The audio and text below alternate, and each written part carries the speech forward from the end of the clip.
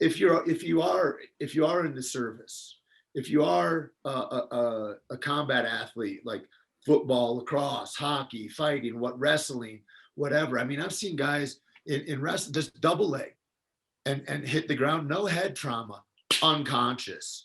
And that's because you get, I don't know what that mechanism is where you go out quicker, where your resiliency to stay conscious due to concussion decreases. They studied this with fighters. So what they found, that actually there's a natural selection for fighters.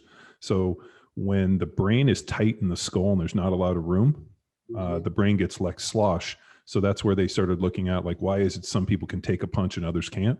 When the brain is smaller and the skull is bigger and there's more distance, then the brain ends up bouncing off of the walls of the skull and people get knocked out much easier. But the problem is when your brain is tight in the skull and there's not a lot of slosh, obviously you can take more punishment, but the punishment's felt more in the brain because there's less distance.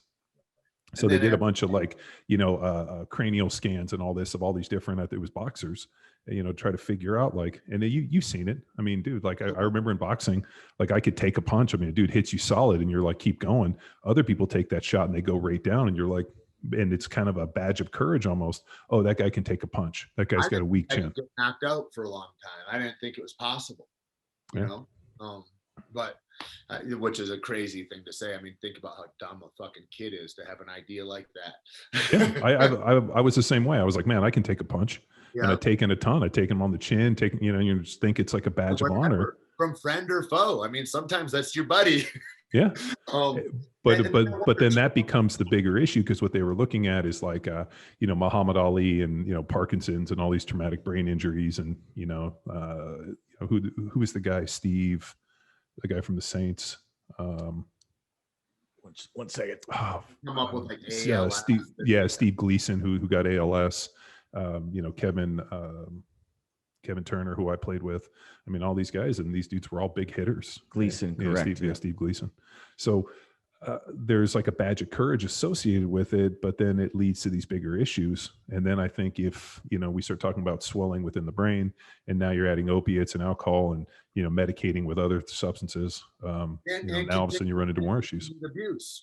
Because like if us a couple of doctors, but if inflammation does stay present for that elongated period of time, once you begin, you're never not inflamed.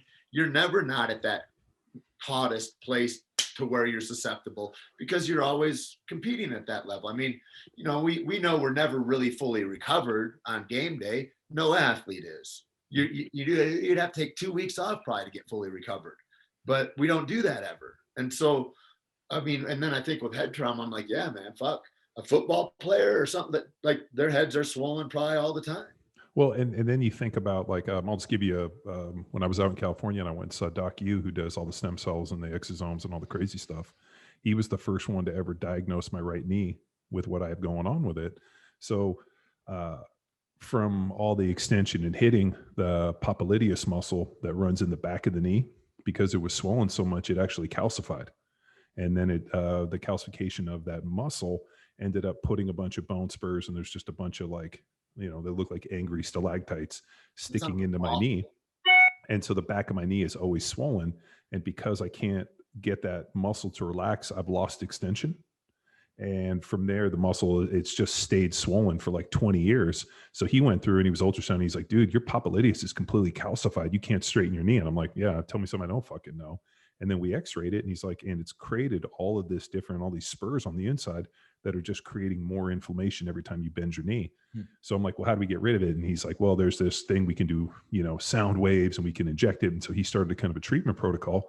But I mean, there's just a muscle that's been inflamed and had inflammation in it for 20 years that effectively crystallized and calcified to the point where I'm losing range of motion and I can't extend it and I can't get full flexion because of this. Think about your brain now. Now you're having full-time inflammation from, acute, and these like, just this constant chronic brain trauma with a few big acute ones. And now all of a sudden you're calcifying it with alcohol, pills, the whole deal. And that brain trauma, we don't know how long it takes to go down. And nobody's like, CAT scanning guys after games. Nobody's putting them in hyperbarics. Nobody's doing, like you say, the NSC drips. And it's just kind of like, well, they seem to be fine. Here's a couple beers. Like every plane I got on.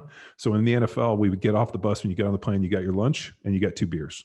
And then guys would like trade beers for painkillers. You know, like I'd be like, oh, I got these painkillers. Give me 2 more beers. And you'd either be a beer drinker or a pill taker. And we tried not to do one, both at the same time. I'm going back. I'm a loaded freight train and I'm right on track. I'm smoking.